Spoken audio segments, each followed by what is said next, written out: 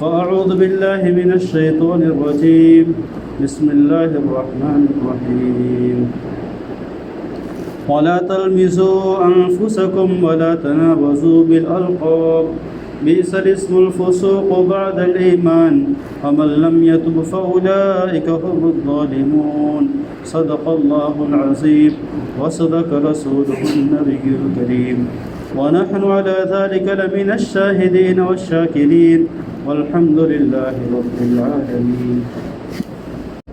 بھائی دوستوں بزرگوں، قرآن کریم کی جن آیتوں کو میں نے تلاوت کیا ہے یہ سورہ حجرات کی آیتیں ہیں. سورہ حجرات ایسی صورت ہے کہ جس میں اللہ تبارک و تعالیٰ نے معاشرت کے اصولوں کو بتایا ہے اور اصلاح کے اصولوں کو بتایا ہے کہ معاشرے کے اندر اصلاح کیسے ہوگی، معاشرہ کس طریقے سے خوبصورت بن سکتا ہے، خوشگوار بن سکتا ہے. تو اس کے چند اصول اللہ تبارک و تعالیٰ نے اس صورت کے اندر بتائے ہیں. سورہ حجرات کی جو شروع کی 4 5 یا 6 آیتیں ہیں اس میں بتایا گیا کہ چھوٹے جو اپنے بڑے ہیں علم کے اعتبار سے، عمل کے اعتبار سے، تقوی کے اعتبار سے ان لوگوں کا احترام کریں. یا ایھا الذین آمنوا لا تقدموا بین یدی اللہ ورسولہ واتقوا اللہ ان اللہ سمیع علیم. ترجمہ اس کا یہ ہے کہ ایمان والے لوگوں، تم اللہ کے رسول صلی اللہ علیہ وسلم کے آگے مت چلو. پھر آگے فرمایا یا ایھا الذین آمنوا لا ترفعوا اصواتکم فوق صوت النبی ولا تجهروا له بالقول كجهر بعضكم لبعض ان تحبط اعمالكم وانتم لا تشعرون. ایمان والے لوگوں، تم اللہ کے نبی کے سامنے اپنی آواز کو بلند مت کرو اور تم نبی صلی اللہ علیہ وسلم کو اس طریقے سے مت بلاؤ جس طریقے سے آپس میں ایک دوسرے کو زور سے بلاتے ہو. ہم جیسے ایک دوسرے کو زور سے بلاتے ہیں، عبداللہ بھائی، سلمان بھائی، اس طریقے سے بلاتے ہیں، اس طریقے سے اپنے نبی کو مت بلاؤ. اگر ایسا تم کرو گے ان تحبط اعمالکم وانتم لا تشعرون، تمہارے عمل ختم ہو جائیں گے اور تم کو پتہ بھی نہیں چلے گا. اور جو اللہ کے نبی صلی اللہ علیہ وسلم کے آگے اپنی آوازوں کو پست رکھتے ہیں، ان الذین یغضون اصواتهم عند رسول اللہ اولئک الذین امتحن اللہ قلوبهم للتقوی. جو لوگ اللہ کے نبی صلی اللہ علیہ وسلم کے آگے اپنی آوازوں کو پست رکھتے ہیں، یہی وہ لوگ ہیں جن کو اللہ تبارک و تعالیٰ نے تقوی کے لیے پسند کیا ہے.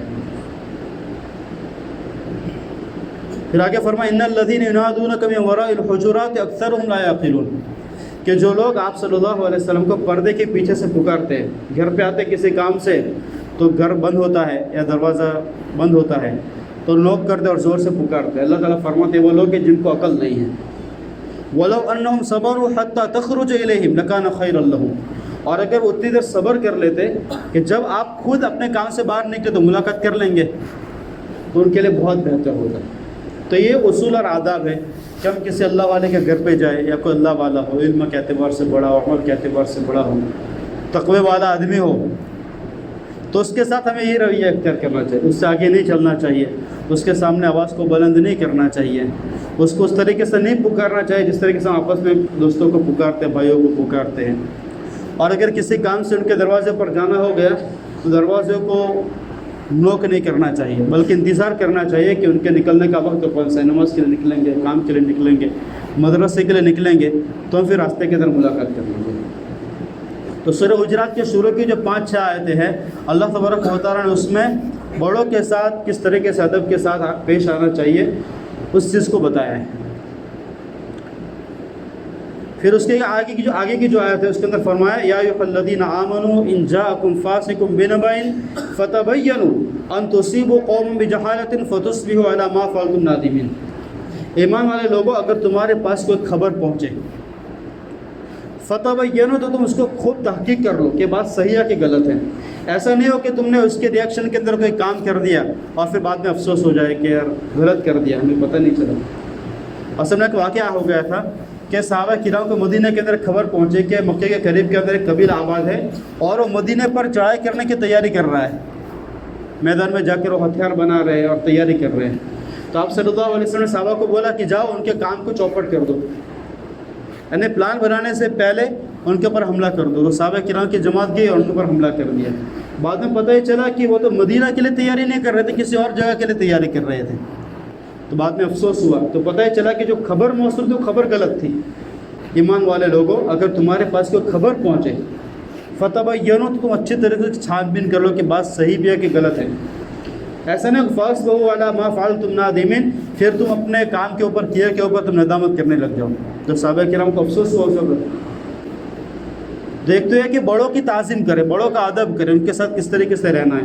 اور کوئی خبر ملے ہم کو کہ یار فلانا بندہ تو آپ کے بارے میں ایسی باتیں کر رہا تھا اور اس نے بات کیا کہ نہیں کی ہے, ہو سکتا ہے بیچ میں پیٹرول والا آدمی ہو, جلانے والا آدمی ہو, بات کو لمبا کرنے والا آدمی. بہت سارے ایسے لوگ ہوتے ہیں جلانے والے لوگ ہوتے ہیں, بہت سارے مرہم رکھنے والے ہوتے ہیں, بات کو جو ہے دبانے والے ہوتے ہیں. اور بعض لوگوں کی عادت ہوتی ہے ادھر کی بات ادھر, ادھر کی بات ادھر کر کے جلاتے ہیں, آپس کے اندر جو ہے نا تعلقات کو خراب کرتے ہیں, لڑانے کی باتیں کرتے ہیں. تو اگر اس طریقے سے کوئی بات پہنچے تو اس کی خوب چھان بین کر لینی چاہیے کہ بات صحیح بھی ہے کہ نہیں ہے. پھر تیسرا اصول یہ بتایا کہ اگر تم میں سے دو گروپوں کے درمیان میں لڑائی ہے تو تم ان کے اندر آپس کے اندر اصلاح کی فکر کرو. وَإِن طَائِفَتَانِ اقْتَتَلُوا فَأَصْلِحُوا بَيْنَهُمَا تم آپس کے اندر ان کے عدل و انصاف کے ساتھ ان کے اندر اصلاح کراؤ. اور اگر دونوں مان نہیں رہے اور ان میں سے ایک دوسرے کے اوپر ظلم کر رہا ہے, اگر اصلاح نہیں ہو رہی ہے تو پھر تم اس کا ساتھ دو جو مظلوم ہے, جس کے اوپر ظلم کیا جا رہا ہے. ایسے نہیں کہ تو میرا چاچا والا ہے, یہ تو میرا بھائی ہے, یہ تو میرا پھوپھی والا ہے, یہ تو میرا دوست ہے, اور وہ چاہے ظلموں پر بھی ہے تو اس کا ساتھ دے رہے ہیں. ہم نسبت کی وجہ سے ساتھ دیتے ہیں. کوئی لڑائی ہو گئی تو ہم کیوں ساتھ دیتے ہیں؟ نسبت کی وجہ سے, یہ تو اپنے والا ہے. ایسا نہیں ہے. دونوں کے درمیان میں دیکھ لو کہ کون کس کے اوپر ظلم کر رہا ہے. جس کے اوپر ظلم ہو رہا ہے, جو مظلوم ہے, اس کا ساتھ دو. قرآن کریم کے اندر فرمایا فَإِن بَغَتْ إِحْدَاهُمَا عَلَى الْأُخْرَى اگر ایک دوسرے کے اوپر ظلم کر رہا ہے تو تم اس کا ساتھ دو جس کے اوپر ظلم کیا جا رہا ہے. اور اللہ تبارک و تعالیٰ عدل و انصاف کرنے والے کو پسند کرتا ہے. تو عدل و انصاف سے کام لے. اور فرمایا کہ مسلمان جتنے بھی ہیں تمہارے آپس کے اندر بھائی بھائی ہیں, تو بھائی کو بھائی کی طرح رکھنا چاہیے. جتنے مسلمان ہیں سب مسلمان ایک جان ہیں. ایک مسلمان کو تکلیف پہنچے گی تو دوسرے کو بھی تکلیف ہونا چاہیے. انما المؤمنون اخوۃ کہ مسلمان جتنے بھی ہیں وہ سارے کے سارے آپس میں بھائی ہیں, سگے بھائی کی طرح ہیں. تو کیا کرے, ایک دوسرے کے ساتھ بھائی کی طرح رویہ کرے. بڑا بھائی چھوٹے بھائی کے ساتھ کیا کرتا ہے, اس کو معاف کر دیتا ہے. اور چھوٹا بھائی بڑے بھائی کے ساتھ کیا کرتا ہے, باپ کی طرح اکرام کے ساتھ پیش آتا ہے. تو پورے معاشرے کو, پوری سوسائٹی کو اسی طریقے سے رہنا چاہیے کہ جو ہم میں سے چھوٹے وہ ہمارے چھوٹے بھائی ہیں, جو ہم میں سے بڑے ہیں وہ ہمارے بڑے بھائی ہیں. حدیث پاک کے اندر فرمایا گیا کہ جو ہم میں سے بڑے کا اکرام نہ کرے, چھوٹے پر شفقت نہ کرے, اور ہمارے علماء دین کی قدر نہ کرے, وہ ہم میں سے نہیں ہے. تو معاشرے کے اندر اس طریقے جوڑ پیدا ہوگا. ایسا نہیں کہ چھوٹے نے کوئی بھول کر لی تو اس کو اچھال رہے ہیں, بڑے نے کوئی بھول کرے تو اس کو اچھال رہے ہیں, ہے نا. بیٹے باپ کی عیبوں کو اچھالتے نہیں ہیں بلکہ ان کی اچھائی کا تذکرہ کرتے ہیں. ہمارے ابا تو ایسے ہیں, ہمارے ابا تو ایسے ایسے نیک ہیں, ان کے اچھے کام ہیں. بچے اپنے باپ کی جو اچھائی ہے اس کو اجاگر کرتے ہیں, اور باپ جو ہوتے ہیں وہ جو اپنے چھوٹے بچے ہیں تو ان کی اچھائی کو اجاگر کرتے ہیں, اور ان کے اندر کوئی عیب ہو تو اس کو چھپا دیتے ہیں. تو اسی طریقے سے آپس میں مسلمان ایک دوسرے کے بھائی بھائی ہیں. چھوٹے ہیں وہ ہمارے چھوٹے بھائی ہیں, بڑے ہیں وہ ہمارے بڑے بھائی ہیں. ان سے کوئی غلطیاں ہو جائے, ان سے کوئی چوک ہو جائے, ان سے کوئی کوتاہی ہو جائے, ان سے کوئی چوک ہو جائے, کوئی تسامح ہو جائے تو اس کو چھپا دینا چاہیے, اس کو درگزر کر دینا چاہیے, لیٹ گو کر دینا چاہیے, اور ان کو جو ان کا اچھائی ہے اس کو بڑھاوا دینا چاہیے.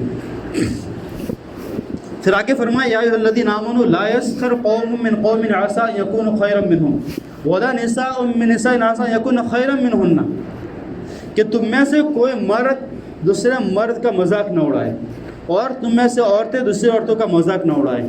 اور اللہ تعالیٰ نے کیا فرمایا, عسى ان یکونوا خیرا منهم ہو سکتا ہے کہ تم جس کا مذاق اڑا رہے ہو تم میں سے بہتر ہو اللہ تعالیٰ کی نظر کے اندر. اور عورتیں ایک دوسرے کا مذاق اڑاتے ہو سکتا ہے کہ وہ عورتیں تمہارے لیے تم سے زیادہ بہتر ہو اللہ کی نظر کے اندر, کیونکہ فیصلہ جو ہے وہ تو آخر میں اللہ کے پاس ہونا ہے. تو کون بہتر ہے کون کمتر ہے وہ تو اللہ کے پاس پتہ چلے گا. ہم جس کا مذاق اڑا رہے ہو سکتا ہے اللہ کے نزدیک ہم میں سے زیادہ بہتر ہو, لہٰذا ایک دوسرے کا مذاق نہ اڑائے. مذاق اڑانا ایک بہت بڑا گناہ ہے. پھر آگے فرمایا ولا تلمیزوا انفسکم تم اپنی ذاتوں کے اوپر الزام مت لگاؤ. اپنی ذات سے مراد مسلمان سب ایک ذات ہے, ایک جان ہے, تو تم ایک دوسرے کے اوپر الزام مت لگاؤ. کبھی کبھی مذاق کے اندر بول دیتے ہیں یہ تو چور آدمی ہے, ہم نے تو مذاق کیا لیکن اللہ تعالیٰ کے وہاں پہ مذاق نہیں ہے, اللہ کی یہاں پہ فیصلہ ہے. ہم نے کسی کے بارے میں کچھ بول دیا کہ یار فلاں عورت تو بہت بری ہے, ہے نا, بہت ساری عورتوں کے بارے میں بولتے ہیں نعوذ باللہ من ذالک, ممبر پہ بیٹھ کے ایسا بولنا نہیں چاہیے, لیکن جو عام معاشرے کے اندر باتیں چلتی ہے وہ عورت تو بہت چالو ہے, بہت خراب ہے, ہم بول دیتے ہیں, ہم نے آنکھوں سے دیکھا نہیں ہے. اللہ تبارک و تعالیٰ کل قیامت کے دن اس عورت کو کھڑا کرے گا اور ہمیں کھڑا کرے گا کہ ہم نے بولا کہ عورت جو غلط ہے, بدکار ہے, زنا خور ہے. اللہ تعالیٰ ثبوت مانگے گا, اور ثبوت کیسا ہے؟ 4 ثبوت اسلام کے اندر ہے کہ 4 گواہ پیش کرو, اور 4 گواہ بھی کیسے کہ ایک کو بلایا جائے گا, اس کو پوچھا جائے گا بھائی آپ نے اس عورت کو فلاں مرد کے ساتھ زنا کرتے ہوئے دیکھا ہے؟ وہ بولے گا دیکھا ہے میں نے. تو پھر پوچھا جائے گا کہ کس طریقے سے دیکھا ہے. جو ہماری جو مسائل کی کتاب ہے ہدایہ قدوری وغیرہ, اس کے اندر ایسا ہے کہ اس طریقے سے بتایا جائے گا کہ تم اس طریقے سے بتاؤ کہ میں نے فلاں مرد کو فلاں عورت کے ساتھ اس طریقے سے دیکھا ہے جیسے کہ سرما دانے کے اندر سرما کی سلائی ہوتی ہے, جس ہم سرما لگاتے ہیں نا, وہ سرما دانے کے اس طریقے سے میں نے دیکھا ہے, ان کو پورا میں نے زنا کرتے ہوئے دیکھا ہے. اور پھر پوچھا جائے گا کہ اس میں عورت نے کپڑے پہنے تھے؟ وہ بولے گا نہیں پہنے. مرد نے پہنے تھے؟ نہیں پہنے تھے. اچھا ان کا سر کس طرف تھا, ان کے پاؤں کس طرف تھے؟ کس گھر کے اندر دیکھا تھا؟ فلاں گھر کے اندر. کون سے روم کے اندر؟ ہال میں دیکھا تھا, بیڈ روم میں دیکھا تھا, کچن میں دیکھا تھا. ایک گواہ کی گواہی ہو گئی, پھر دوسرے گواہ کو کھڑا کیا جائے گا. سیم اس کے ایسے ہی سوال کیے جائیں گے. اگر دونوں کے اسٹیٹمنٹ الگ ہو گئے تو پھر یہ گواہ جو ہے نا وہ فسق ہو جائے گا, گواہی فسق ہو جائے گی. ان گواہوں کو بھی 80 کوڑے مارے جائیں گے, اور جس نے الزام لگا اس کو بھی 80 کوڑے مارے جائیں گے. ہم تو مذاق میں بول دیتے ہیں فلاں عورت ایسی ہے, فلاں مرد ایسا ہے. اللہ تبارک و تعالیٰ کہ وہاں پر جا کر اس جو ہم نے الزام لگایا ہے, چاہے ہم نے مذاق میں لگایا ہے یا جھوٹ میں لگایا ہے, ایسے کسی کو خوش کرنے کے لیے لگایا ہے, ہمیں اس کو ثبوت کے ساتھ پیش کرنا پڑے گا. اگر ہم ثبوت پیش کر دیے تو ہم بری ہو جائیں گے, اس کو جو ہے اس کی سزا دی جائے گی. اور اگر ہم نے ثبوت پیش نہیں کیا ہے تو ہم کو اس کے بدلے کے اندر جو ہے اس کے جو گناہ ہے وہ ہمارے سر پہ ڈال دی جائے گی. وَلَا تَنَابَزُوا بِالْأَلْقَابِ, اور برے القاب سے ان کو مت پکارو, برے لقبوں سے, کہ اگر وہ سنے تو اس کو برا لگے, ہے نا. ہم کیا کرتے ہیں کہ معاشرے کے اندر ہر ایک آدمی کے ساتھ کچھ نہ کچھ لگا دیتے ہیں. کسی کا باٹھا لڑکا دیتے ہیں, کسی کے ساتھ کچھ لگا دیتے ہیں, کسی کا لمبو لگا دیتے ہیں, کسی کے ساتھ کچھ نہ کچھ لگا دیتے ہیں, کالو لگا دیتے ہیں, کیا کیا لگا دیتے ہیں. حالانکہ وہ القاب ہے جس سے اس کو برا لگتا ہے. اگر اس کے سامنے اس کا تذکرہ کیا جائے تو اس کو برا لگے گا, میرے ساتھ اس طریقے سے بات کرتے ہیں. ہاں ایسا لقب لگاؤ جس سے وہ خوش ہوتا ہے. حاجی صاحب لگاؤ, قاضی صاحب لگاؤ, ڈاکٹر صاحب لگاؤ, حکیم صاحب لگاؤ, تو انسان اس سے خوش ہوتا ہے, کیونکہ ایک مہارت ہے, ایک فن ہے جو اس کے ساتھ جڑا ہوا ہے. اور ہم جو لگاتے ہیں اس کے اندر وہ عیب ہوتا ہے, وہ عیب لگا دیتے ہیں. تو اللہ تعالیٰ فرماتا ہے وَلَا تَلْمِزُوا وَلَا تَنَابَزُوا بِالْأَلْقَابِ, تم برے القاب سے. اور فرمایا بِئْسَ الِاسْمُ الْفُسُوقُ بَعْدَ الْإِيمَانِ, ایمان کے بعد سب سے بری چیز وہ ہے کہ تم کسی کو برے القاب سے پکارو. پھر آگے فرمایا کہ یا ایھا الذین آمنوا اجتنبوا کثیرا من الظن, ایمان والے لوگوں تم بہت ساری بدگمانیوں سے بچو. ان بعض الظن اثم, کیونکہ بہت سارے گمان جو برے ہوتے گناہ ہوتے ہیں. بدگمانی سے انسان بچے. کسی کے ساتھ کچھ ہو گیا تو ہم کیا بدگمانی کر لیتے ہیں, فلانا تو فلانا کے ساتھ بات کر رہا ہے, فلانا تو اس طریقے سے کرتا ہے. بدگمانی سے بچنے کا فرمان. ہمیں اسلام کے اندر یہ سبق سکھایا گیا ہے کہ تم اپنے بارے میں تو فکر کرو اور دوسرے کے بارے کے اندر حسن ظن رکھو, اچھا گمان رکھو. ہم الٹا کرتے ہیں, ہم اپنے بارے میں تو بہت بڑا سمجھتے ہیں کہ ہم تو بڑے ایمان والے ہیں, بڑے نیک لوگ ہیں, بڑے اچھے لوگ ہیں, اور دوسرے کے بارے میں بدگمانی کرتے ہیں. ہمیں ایک سبق دیا گیا ہے کہ تم اپنے بارے میں تو فکر کرو آخرت کی, اپنے بارے میں اپنے عمل کے اعتبار سے فکر کرو. پتہ نہیں میری نماز قبول ہوتی بھی ہے کہ نہیں ہوتی ہے, میں نے روزے رکھے, پتہ نہیں میں نے کیسے روزے رکھے, اللہ نے قبول کیا بھی کہ نہیں کیا ہے. میں اپنے آپ کو حاجی قاضی نمازی سمجھتا ہوں, پتہ نہیں میرے حاج اور میرے قضا اور میرے جو نماز قبول ہوتے ہیں. اپنے بارے کے اندر اللہ تعالیٰ کے ساتھ فکر کا معاملہ رکھو کہ اللہ پتہ نہیں آخرت میں میرا کیا حال ہوگا. اور دوسرے کے بارے میں حسن ظن رکھو کہ نا وہ تو مجھ سے تو اچھا ہی ہے, کیسا بھی ہے. چلو اگر میں نماز پڑھتا ہوں لیکن وہ تو بہت سخی آدمی ہے, چلو میں تو نماز پڑھتا ہوں لیکن وہ بڑا دلدار آدمی ہے, چلو میں تو حج کر رہا ہوں لیکن فلانا آدمی تو دوسرے کی مدد کتنی کرتا ہے, دوسرے کام کے اندر کھڑا رہتا ہے, دوسرے کام کے اندر کھڑا ہے, اس کا یہ عمل مجھ سے اچھا عمل ہے. تو دوسرے کے بارے میں حسن ظن رکھے, اپنے بارے میں فکر کرے. اور ہم کیا کرتے ہیں, اپنے بارے میں حسن ظن رکھتے ہیں, میں تو بہت نمازی آدمی, میں تو بڑا دیندار آدمی, میں تو بہت نیک آدمی, اور فلانا تو بہت گھٹیا آدمی ہے, یہ بھی کرتا ہے وہ بھی کرتا ہے. فرمایا کہ ان بعض الظن اسم بہت سارے گمان تمہارے گناہ ہوتے ہیں، لہٰذا دوسرے کے بارے میں بدگمانی مت کرو۔ اگر ہم نے کسی کو برا کام کرتے دیکھ بھی لی تو پھر حسن زن رکھو۔ اور مسلمان سے کہا گیا ہے کہ تم ایسی جگہوں سے بچو جہاں پہ تہمت کا اندیشہ ہو۔ کوئی آدمی ہے وہ شراب کھانے میں جا کے دودھ، تہمت کی جگہ دوسرے کو کیا پتہ تو دودھ پی رہا ہے، دوسرا تو یہ سمجھے گا تو باٹلی لگا رہا ہے، تو لہٰذا تم شراب کھانے میں جا کے دودھ مت پیو، یہ تہمت کی جگہ پہ۔ تو مسلمان سے کہا گیا تم تہمت کی جگہ سے بچو، تم ایسا کام مت کرو کہ تم پر تہمت لگائے۔ لیکن ہم نے کسی کو شراب کھانے کے اندر دیکھ لیا، ہم اس سے زن کر لیں، ہو سکتا ہے کسی سے ملنے کے لیے آیا ہوگا، کچھ کام سے آ گیا ہوگا، کچھ کسی سے ویوہار کرنے کے لیے آ گیا ہوگا، اس طریقے سے ہم حسن زن رکھتے اس کے بارے میں۔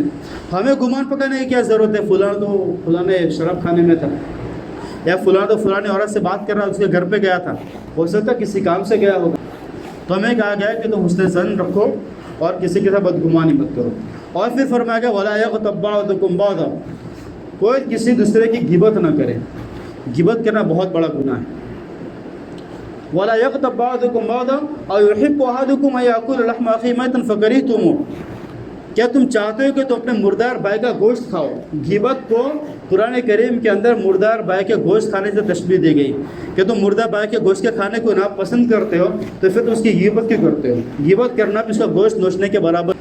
اِنَّا خَلَقْنَاكُم مِّن ذَكَرٍ وَأُنثَىٰ وَجَعَلْنَاكُمْ شُعُوبًا وَقَبَائِلَ لِتَعَارَفُوا إِنَّ أَكْرَمَكُمْ عِندَ اللَّهِ أَتْقَاكُمْ، اور فرمایا کہ اللہ تبارک و تعالیٰ نے تم کو جو خاندانوں کے اندر قبیلوں کے اندر بانٹا ہے، یہ جو بانٹنا ہے اللہ تعالیٰ کی جانب سے، یہ تمہاری تعریف کے لیے ہے، تمہاری آئیڈینٹیٹی کے لیے ہے، تم کو پہچاننے کے لیے کہ فلاں میں فلاں کے ساتھ ہے۔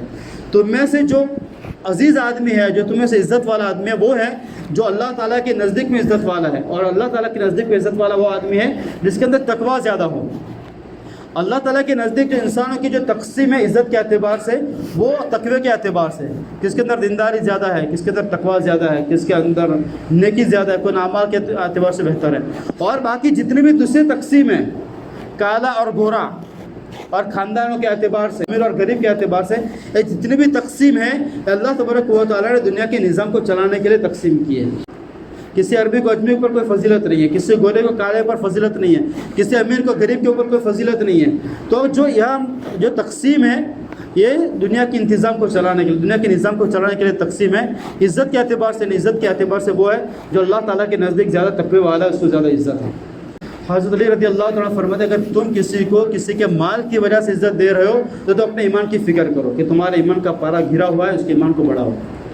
تو یہ سورہ حجرات کی بہت ساری نصیحت والی آیتیں جس سے ہمارے معاشرے کے اندر اصلاح ہو سکتی ہے، معاشرہ خوشگوار ہو سکتا ہے۔ سورہ حجرات کی کچھ آیتیں ہیں، اللہ تبارک و تعالیٰ ہم سب کو ان پر عمل کرنے کی توفیق نصیب فرمائے۔ وآخر دعوانا الحمد للہ رب العالمین۔